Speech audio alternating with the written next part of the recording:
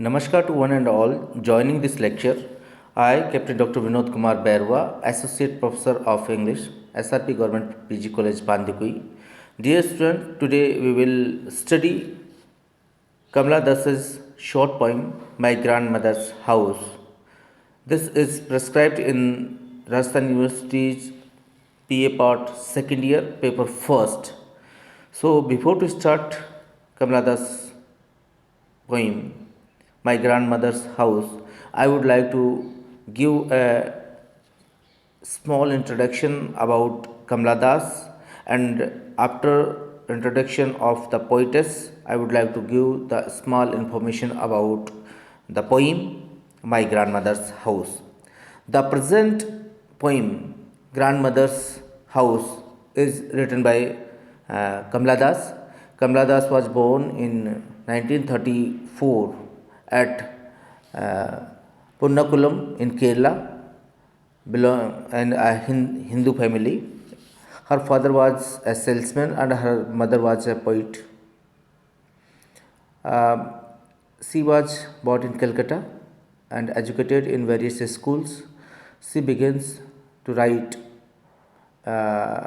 in very young age in both Malayalam and English. Now she lives in Thiruvananthapuram. Apart from the poetry, she have written fictions and to say the regular contribution for the journals and many other parts. The first significant journal was appeared in 1948, and she was awarded for this uh, to say the article, and to say she is a great poetess of Indian. Her anthologies of these titles are Summer in Calcutta, which was written in 1965, The Descendants, that was published in 1967, Tonight, The Savage Rights, My Story, and many more. जो कमला दास हैं, इनकी इन प्रकाशित collections के अलावा भी उनकी कहा जाए तो बहुत महत्वपूर्ण जो काव्य रचना इनकी हैं। इनकी जो पहली कृति जो है, इन्होंने इनको बहुत प्रसिद्ध बना दिया था। और कमला दास की खास बात यह है कि उन्होंने मैरिज, सेक्स, लव से संबंधित रचनाओं में न्यूनेस, मॉरलिटी, फ्रेशनेस इनकी कविताओं की कहा जा सकता है कि प्रमुख विशेषता है। और इनको जो है एक, मैंने आपको पहले ही कहा कि इनको एक एकेडमी अवार्ड मिला है, और इस एकेडमी अवार्ड जो है इनको पेन जो एक कहा जाए जनरल्स में जो लेख भेजती, तो पेन जो था उसमें 1948 में जब छपा तो उसको पेन फिलीपींस पारितोषिक अवार्ड उनको मिलाई। इसके अलावा अगर हम कहें तो वो रॉबर्ट लोबेल, सिल्वेथिया प्लेथ के समान कहा जाए कि एक कन्वेंशनल जो पोइम्स हैं उन्होंने लिखी। आप उनमें अपनी जो वर्क्स हैं उनको पूरी तरीके से अजम्प्ट करती हैं, लेकिन बहुत स्पष्ट और क्लियर अगर हम डे टू डे लैंग्वेज की बात करें तो वो बिना किसी प्रकार के हिचक के इस तरीके की लेख्स को लिखती है। इनका मूड और इनका प्रेम, इनका विवाह, इनकी दादी के साथ जो शहर में वो रही, कुल मिलाकर के इन सब के ऊपर उन्होंने एक विषय बना कर के बहुत सारी पोइम्स को राइट डाउन किया गया है। इनकी जो रचनाएं हैं, उनकी जो रचनाएं थे बहुत ही सरल, स्पष्ट और बहुत आसानी से कहा जाए कि भारतीय कविताओं में देखने को मिलती हैं। इनकी कविताओं में एंशिएंट इंडिया और से इंडिपेंडेंस से जो पहले की स्थिति और विचारों के स्थान पर, मतलब ये वर्तमान जो सामाजिक परिस्थितियां हैं उनका वर्णन वहाँ पर बहुत क्लियरली मिलता है। और इन कविताओं के मार्फत या इन कविताओं के शीर्षक के द्वारा आप इन बातों को समझ सकते हैं, जैसे कि द प्रेजेंट पोइम जिसके बारे में हम अब स्टडी करेंगे, माय ग्रैंड मदर्स हाउस उनमें से एक है। इसके अलावा इनकी जो विजिटर्स टू द सिटी है, the child in the factory है, फेयरवेल टू बॉम्बे है, ए हॉट नून इन मालबार। तो इस तरीके की जो कविताएं हैं जो कि डे टू डे लाइफ की घटनाओं से इन्होंने पिक की है।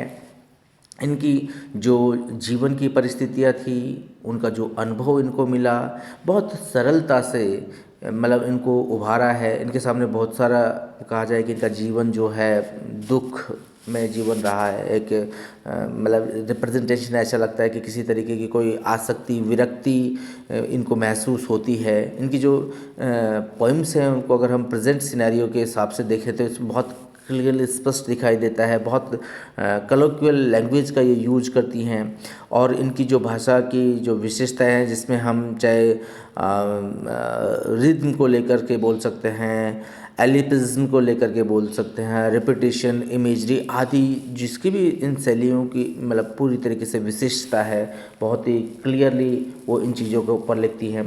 पार्थसारथी जी ने तो इनके बारे में और इनकी टोन के बारे में कहा है कि उनकी जितनी भी शैलीज हैं, जितना भी उन्होंने लिखा उसमें पूर्णतः स्त्रीत्व की झलक दिखाई देती है। तो इस तरीके से जो कमला दास है वो ग्रेटेस्ट इंडियन वुमेन राइटर के रूप में हमारे यहाँ पर जानी जाती हैं। अगर आप देखेंगे तो कमला दास हैं, इनका राजस्थान यूनिवर्सिटी के तो फाइनल ईयर में पीजी के अंदर एक स्पेशल पेपर चलता है वुमेन्स राइटिंग के नाम से, जिसके अंदर कमला दास की बहुत सारी बुक्स चलती है, जिसमें पूरी तरीके से इन्होंने फेमिनिज्म को, या कहा जाए कि महिलाओं के जीवन में आने वाली परेशानियां, उनसे किस तरीके से महिलाएं गुजरती हैं, किन तकलीफ़ों परेशानियों का वो सामना करती है, उन सबको बहुत बखूबी इन्होंने रिप्रेजेंट किया है। और इनका जो रिप्रेजेंटेशन का तरीका है बहुत सिंपल, सौम्य और इजी टू अंडरस्टैंड होता है। Because as I told you कि ये जो पोइटेस हैं वो हमारे इंडिया की हैं, तो इनका जो एक्सप्रेस करने का जो तरीका है, एक्सप्लेनेशन है, वो बहुत अच्छी तरीके से हमें समझ में आता है। So the present poem my grandmother's house जो है वो एक टू से एक रेमिनिसेंट पोइम है, which is written in the form of a dramatic monologue, जहाँ पर जो स्पीकर भी कमला दास है, लिसनर भी कमला दास हैं, प्रश्न भी वो खुद से करती हैं, आंसर भी वो खुद देती हैं। She seems to be talking to her husband here looks like, जहाँ पर वो डार्लिंग वर्ड्स का यूज करते हैं तो करती हैं। तो हम यह देखते हैं कि कमला दास अपने हस्बैंड के साथ में बात करती हुई नज़र आती है, लेकिन इनका हस्बैंड यहाँ पर है नहीं। So it's looks like as if it is a dramatic monologue just like a Robert Browning's poem. तो जो कमला दास हैं, इनकी जो प्रेजेंट पोइम है the my grandmother's house, जहाँ पर वो बोलते हैं कि उनके जो हस्बैंड है वो इस पोइम में एक शब्द भी नहीं बोलते हैं। He says nothing in the poem, thus in the form of this poem my grandmother's house it's looks resembles in a dramatic monologue. जैसे मैंने आपको कहा, जिस तरीके से रॉबर्ट ब्राउनिंग ने लिखा है, it is a short poem that is of 16 line and may also be called a dramatic lyric. आप इसको ड्रामेटिक लिरिक के रूप में रिप्रेजेंट कर सकते रख सकते हैं, क्योंकि ड्रामेटिक मोनोलॉग थोड़ा सा ठीक है, वो एक फॉर्म ऑफ है, कहा जाए कि एक प्रोज के रूप में होता है, बट यहाँ पर एक लिरिक के रूप में आप रख सकते हो, बिकॉज द पोइम जो है it is only of 16 lines. There is no rhyme scheme, but खास बात यह है कि जो इनकी जो पोइम है माई ग्रैंड मदर्स हाउस, इसमें किसी भी तरीके का कोई रिदमिक या रिदम नहीं है, राइम स्कीम नहीं है। The poetess is in her room away from her grandmother's house.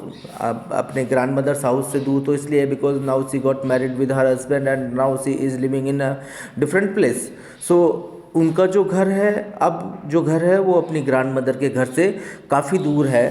सो अब वो दूर रह कर के अपनी ग्रैंड माँ को मिस कर रही हैं और उनको याद करती हैं। She recalls in a house where she lived as a small child and was loved by her grandmother. अब वो जो अपना पुराना घर है जिसमें वो रही हैं, उनकी यादों को दोबारा पुनः सहेजने की कोशिश करती हैं, दोबारा उनकी तरफ ध्यान लगाती हैं, और वो बोलती है कि जाओ बचपन उनका जो बचपन अपनी ग्रैंड मदर के पास में गुजरा है। When her grandmother died she left the house. अब जब उनकी माँ की डेथ हो जाती है, ग्रैंड माँ की डेथ हो जाती है, तो उसके बाद में जब वो दोबारा उस घर में जाती हैं तो उसके बाद में जो उनकी फीलिंग्स निकल कर के आती हैं, जो her grandmother's house is now deserted like and it's close, इस तरीके की फीलिंग्स उनकी निकल कर के आती है, क्योंकि उनकी ग्रैंड माँ है वो मर गई है। मरने के बाद में उसकी कोई केयर करने वाला तो कोई है नहीं, उस घर में कोई रहने वाला है नहीं, तो now it's turn into a desert because of its closeness, closed हो गया है कई सालों से, अब बंद पड़ा हुआ है। इट इज़ डार्क इनसाइड, अब पूरी तरीके से अंधेरा है उस घर के अंदर, and she can not see anything in the room because there is no light. काफ़ी दिनों से उसके डोर्स जो बंद पड़े हुए हैं, तो अब इनसाइड तो आप झांक करके देख नहीं सकते, मतलब अंधेरा है वहाँ पर पूरी तरीके से उन रूम्स के अंदर। She thinks to be and, और ये क्या बात बोलती हैं कि she thinks to be bringing darkness from there and putting into in the bedroom. वो अपने आप को बेडरूम के अंदर एकदम अंधेरा पाती हैं, उन्हें कोई चीज़ दिखाई नहीं देती हैं, लेकिन वहाँ थोड़ा सा जो अंधकार है अपने जो शयन कक्ष में अपने आप को रुकने की, रहने की सोचती हैं। बहुत मुझे विचारशील मुद्रा में है वो यहाँ पर। She is in the thought of the particular mood के अंदर वो बहुत विचारशील मुद्रा में है। And she seeks to be, वो बोलती हैं कि she seeks to love at strangers door and is ready to accept even a small love got from any stranger। और इसके बाद में वो प्रेम की खोज में, अजनबियों के घर में वो प्रेम खोजती है और थोड़ा सा प्रेम पाने के लिए भी वो तैयार रहती है। बिकॉज यहाँ इस बात से थोड़ा सा हमें एक एहसास मिलता है कि शायद कमला दास का जो अफेक्शन है या अटैचमेंट है अपने हस्बैंड के साथ उतना बेहतर नहीं है जितना होना चाहिए, ऐसी aspects. So the present poem जो है ग्रैंड मदर्स हाउस एक कहा जाए कि अपने बचपन को जी लेने का एक तरीका है, जो कि कहा जाए कि पुनः स्मरण वाली कविता है, जो कि कमला दास ने यहाँ पर ड्रामेटिक मोनोलॉग की शैली में यहाँ पर लिखा है। और इसको मैंने जैसा आपको कहा कि क्योंकि 16 पंक्तियों की है, बहुत छोटी है, राइम स्कीम नहीं है, लिरिकल ज़रूर कहा जा सकता है। और अब क्योंकि वो अपने घर, उसका ससुराल अलग है, कमला दास अपने ससुराल में हैं और उनको अपनी दादी के घर की दादी का घर याद आ रहा है। और क्योंकि अब उनकी दादी माँ अब वो नहीं रही हैं, वो मर गई हैं, और वो उसके बाद में काफ़ी दिनों के बाद में अपनी दादी माँ के घर पर वो वहाँ पर गई है। फिर वो अपनी बचपन की यादों को सहलाती हैं, याद करती हैं कि किस तरीके से उनकी ग्रांड माँ का लव उनको बेहद प्रेरणादायी रूप में मिला, बहुत अच्छा उनको वो प्यार करती थी। और उनकी जो दादी माँ है अब इस घर को छोड़ करके चली गई है, अब वहाँ पर कोई नहीं रहता है, घर बंद है, सुनसान है, अंधकार युक्त है, एकदम अंधेरा छाया हुआ है, कोई भी चीज़ वहाँ पर दिखाई नहीं देती है। और कहा जाए कि जो ये अंधकार है, इसमें जैसे वो घर में घुस कर के झांक करके देखा है तो वो उसी विचारशील मुद्रा में चले जाती है, जहाँ अपने उस सोने वाले कक्ष में, जहाँ वो अलमिराज को सर्च करती है, जहाँ पर कि किस तरीके से अब रेप्टाइल्स घूम रहे हैं। तो एक ऐसी कविता है जो कि अपने बचपन को तो रिवाइव करती है, लेकिन अब वो फिर सोचती है कि मैं जो स्ट्रेंजर्स के घर पर यहाँ पर आई हूँ, वहाँ मुझे किसी भी तरीके का कोई लव और प्यार, अफेक्शन वहाँ पर नहीं मिला है। यानी कि उनको अपने हस्बैंड के यहाँ पर शायद उतना प्यार और अफेक्शन नहीं मिला जितना वो सोच रही थी। तो जो ये प्रेजेंट पोइम है my grandmother's house, it's a reflection of the childhoods को कह सकते हैं कि अपनी स्मृतियों को ताज़ा करने का एक तरीका, जिसको कि यहाँ पर कमला दास ने बहुत सुंदर तरीके से रिप्रेजेंट किया है। तो स्टूडेंट्स, अब हम जो हमारी पोइम है माई ग्रैंड मदर्स हाउस, इसको हम नेक्स्ट क्लास के अंदर लाइन टू लाइन एक्सप्लेन करके मैं आपको पढ़ाऊंगा, और उसको बहुत अच्छी तरीके से मैं कोशिश करूंगा कि आप अटेंटिव होकर के उसको सुने, देखें। आई होप आपको इन कमला दास के बारे में इंट्रोडक्शन अच्छे से समझ में आया होगा। मैंने पोइम के बारे में भी आपको इंट्रोडक्शन दिया। सो ये इनका इंट्रोडक्शन है कमला दास का। अब हम नेक्स्ट क्लास में मिलते हैं। Till then, bye bye, have a nice day, thank you very much. Sorry students, but I want to explain something more कि देखिए, कोई भी चीज़ को ख़त्म करने से पहले हमें उसकी मूल भावना को समझना होगा, क्योंकि बेसिक थॉट जो है उसको बहुत सुंदर तरीके से समझना होगा कि जिस तरीके से कमला दास ने इस पोइम के अंदर माय ग्रैंड मदर्स हाउस के अंदर अपनी बचपन की शैली को, अपने बचपन के तरीक़ों को बहुत सुंदर तरीके से यहाँ पर रिप्रेजेंट किया है। उन्होंने किस तरीके से बचपन में जो जीवन जिया, उनकी ग्रैंड माँ से जो लव, अफेक्शन, प्यार उन्हें मिला, उसको यहाँ बहुत सुंदर तरीके से रिप्रेजेंट करने की कोशिश की है। ये पोइम है which is entitled my grandmother's house. तो मैं ये चाहूँगा कि आप एक बार अपनी नोटबुक में बहुत सुंदर तरीके से, बहुत अच्छे तरीके से इसका इंट्रोडक्शन को पढ़ें, अबाउट द पोइटेस पढ़ें कि किस तरीके से उनको अवार्ड्स मिले, किस तरीके से उन्होंने अपने जीवन की जो शुरुआत है वो बहुत अच्छे तरीके से की। देखिए, उनकी अगर हम बात कहें तो उनकी जो रचनाएं हैं, उनकी जो कविताएं हैं, उनकी जो वर्क्स हैं, उनमें बहुत ताजगी, नवीनता और मौलिकता तो है ही, लेकिन उस मौलिकता, ताजगी और कंजीनियसनेस जो उन्होंने रिप्रेजेंट किए, वो सेल्फ जो है डिक्लेरेशन तो है, वो सेल्फ एक्सपेक्टेशन तो है, उस बात को स्वीकारोक्ति तो है ही है।